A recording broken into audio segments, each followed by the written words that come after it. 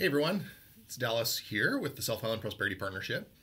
Here today to talk about our new 3-year strategic plan called Rising to Resilience. We put together this video series to sort of walk people through different components of the plan. And the idea is to address some of the questions that may come up as you're going through it and some of the things you might be curious about as the material unfolds.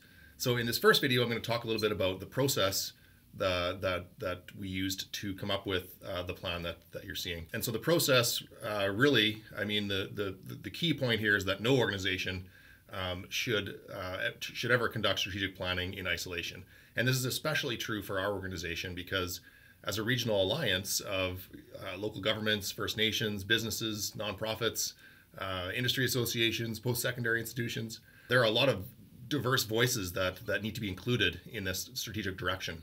So this strategic plan is really a result of working with all of these partners over the last few years, and especially over the last year since the onset of the COVID-19 pandemic. And there's a few different pieces that sort of went into this. The first is the organizational review process. So our organization was founded in 2016, so we're about 5 years old. And so as we got into that, up to that fifth year, sort of the end of our first 5-year strategic plan, we engaged a third party consultant to look at all aspects of the organization in terms of its governance and operations and all kind of stuff. We surveyed all of our members and did extensive phone interviews, consultations with the people and organizations and governments who founded the organization, just to make sure that we were off to a good start in the first 4 years. So that was the first part. The second part is the Rising Economy Task Force. So really the informants of the strategic direction in terms of recovery and where the region needs to solve some gaps. So that Rising Economy Task Force was put together in April of 2020, and it was 40 people, 40 representatives of organizations and governments and others that really were responsible for coming up with a recovery plan for the region. That task force was informed by 10 sector committees with over 120 different organizations and businesses represented across all sectors of the economy.